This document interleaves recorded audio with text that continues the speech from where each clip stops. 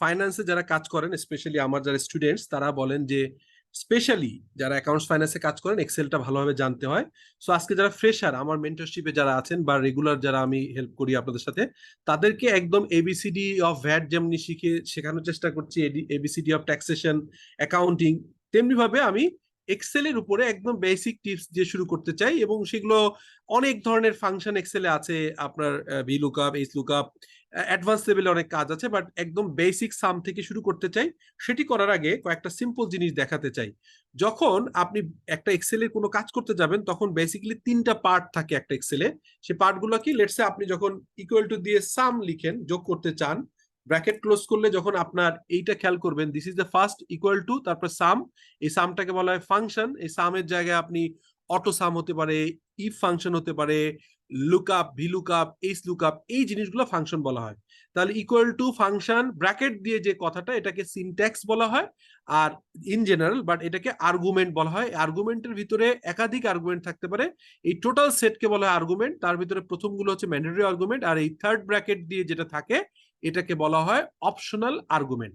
আর আমরা আরেকটা জিনিস বলে রাখি, সেটি হচ্ছে ফাংশন এক্সেলের ভিতরে আপনি ফর্মুলা নিজে লিখে লিখে করতে পারেন, অথবা এক্সেলের ইনবিল্ড যে আপনার ফর্মুলা আছে, যেমন a predetermined formula that performs a calculation. যে কোনো এক্সেলের প্রিডিটারমাইন্ড ফর্মুলা যেটা ক্যালকুলেট করে সেটাকে ফাংশন বলা হয়। সো এই ফাংশনের আইডিয়াটা আমরা পেয়ে গেলাম, এবং আমরা বুঝতে পারলাম যে what is function name, what is syntax অথবা আর্গুমেন্ট, এবং কোনটা হচ্ছে অপশনাল আর্গুমেন্ট। এবং খেয়াল রাখতে হবে প্রত্যেকটা আর্গুমেন্ট লেখার পরে আমরা একটা সেপারেটর ইউজ করা হয় কমা দিয়ে। এটাকে বলা হয় সেপারেটর বা কমা, এটাকে বলা হয় সেপারেটর বা কমা। সো এটা আমরা দেখলাম যে কমা সেপারেটর দিয়ে কাজ করতে হয়। এখন আমি চলে যাচ্ছি আমাদের আজকের যে কাজ, সেটা হচ্ছে আমি ছোটবেলায় যখন কাজ করতাম, তখন যে কাজটা করতাম সেটা হচ্ছে এখানে ইকুয়াল টু দিয়ে যোগ করার জন্য আমি একটা করে এভাবে যোগ করতাম। So that was my early days. আমি আজ থেকে 22 বছর আগে যখন এক্সেলে কাজ করতাম, তখন এভাবে কাজ করতাম। So that was my early days এর কাজের স্টাইল।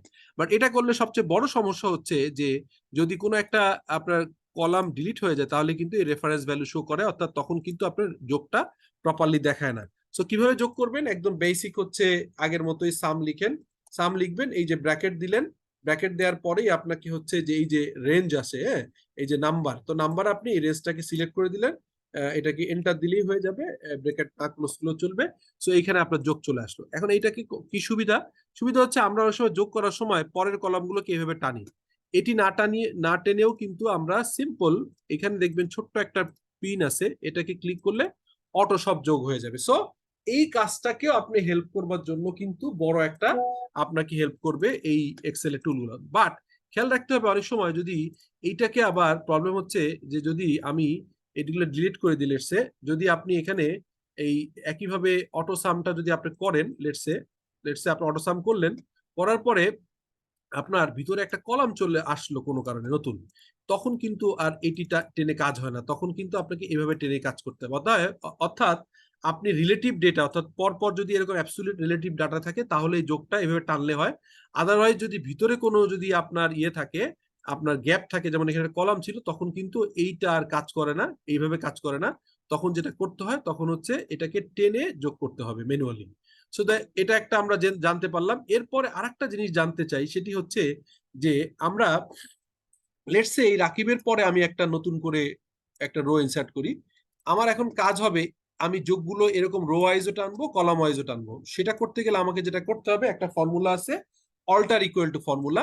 এটা হচ্ছে কিরকম, আমি সিলেক্ট করলাম যে যোগটা করতে চাই, আমরা কিবোর্ডে যে অল্টার ইকুয়াল টু চাপলে আমার সবগুলো যোগ এখানে চলে আসবে। আমি অল্টার ইকুয়াল টু দিলেই আমার এখানে আমি যে সিলেক্ট করলাম, এই সিলেক্টের ভিতরে আমি এখানে সিলেক্টের রেঞ্জে যে আমি অল্টার ইকুয়াল টু দিলে আমার সমস্ত যোগগুলাই এখানে চলে আসার কথা। সেটা হচ্ছে আমার যোগগুলো আমার সম্ভবত ম্যানুয়ালি কোনো অল্টার প্লাস ইকুয়াল টু দিতে হবে, অল্টার প্লাস ইকুয়াল টু আপনার চাপলেই, অল্টার প্লাস ইকুয়াল টু চাপলেই আপনার এটা হয়ে যাওয়ার কথা। সো আমি অল্টার প্লাস ইকুয়াল টু দিয়ে করে ফেললাম। এখন খেয়াল করেন, অল্টার আমি ভুল চাপছিলাম, অল্টার প্লাস ইকুয়াল টু, অতএব কি লিখবেন, এ এল টি, অল্টার এবং ইকুয়াল টু, এই জিনিসটা আপনি দিলেই কিন্তু আপনার এই দুই পাশের যোগ, অর্থাৎ রোড রোড যোগ এবং কলামের যোগ দুটোই চলে আসবে। সো এটি আমরা আমরা করে ফেললাম, এটা খুব ইজি, আমরা দেখে নিলাম। সো এখন আমরা যেটা দেখবো, তাহলে সামের জিনিসগুলো আমরা দেখে নিলাম। এখন আমাদের যে কাজটা করতে হবে সেটি হচ্ছে সাম ইফ। এটা একটা ইন্টারেস্টিং পার্ট, সাম ইফ এর কাজটা। সাম ইফ এর কাজটা করবার জন্য এখানে দেখবেন যে আমরা কতগুলো আপনার ডেটা টেবিল নিয়েছি। এখানে বিভিন্ন নাম আছে, নামগুলো একাধিক আছে, শফিক, মারুফ, বিভিন্ন নামে এখানে আছে। আর এখানে কিছু কস্ট সেন্টার আছে এবং কস্ট সেন্টার এগেনস্টে প্রতি মাসের খরচ চার্জ করা আছে। আমাকে এখন উদ্দেশ্য হচ্ছে শফিক জানুয়ারি মাসে কতবার খরচ করেছে, টোটাল তার খরচ, কস্ট সেন্টার ওয়াইজ খরচ কত, এটা যদি বের করতে চাই তখন যে ফর্মুলাটা লিখবো সেটা হচ্ছে এই সাম ইফ এর ফর্মুলাটা ইউজ করব। এটা নিয়মটা কি, এটা যখনই আমি এটা ইউজ করব, বারবার ভুল হচ্ছে, সেটি হচ্ছে রেঞ্জ ক্রাইটেরিয়া সাম। সো আমি কি রেঞ্জে চাচ্ছি, আমি এই নামের ভিতর থেকে শফিককে চাচ্ছি। সো এই নেমের যে ক্লজটা, ইয়েটা, যে কলামটা, সেটার হচ্ছে প্রথমটা সিলেক্ট করতে হবে। সিলেক্ট করে আমরা নিচে এভাবে টেনে আসবো। প্রবলেম হচ্ছে এই নিচে টেনে আপনার আসতে গেলে অনেক নিচে যেতে হবে। এই কারণে আমরা যেটা করতে পারি সেটা হচ্ছে, আমরা এভাবে নিচে না যেয়ে আমরা যেটা করতে পারি সেটা হচ্ছে এটাকে সিলেক্ট করে, আমরা হচ্ছে একটা শর্টকাট কি ইউজ করতে পারি, হচ্ছে কন্ট্রোল প্লাস শিফট ডাউন এরো। এটা যদি আমি করে ফেলি তাহলে একদম সব একবারে সিলেক্ট হলো। এরপর ইন্টার দিলে আমার পুরো আপনার এই পুরো রেঞ্জটাই সিলেক্ট হয়ে যায়। এবং ব্যাক ব্যাক করার একটা নিয়ম আছে, শেষে কন্ট্রোল ব্যাক দিলে এটা ব্যাক করা যায়। সো আমি রেঞ্জটা সিলেক্ট করলাম। রেঞ্জের ভিতর কি চাই, নাম চাই হচ্ছে শফিককে। সো শফিককে আমি করবার জন্য যদি কোনো ফর্মুলার ভিতরে আমাদের কোনো নাম লিখতে হয় তাহলে ডাবল কমা ইউজ করতে হয়।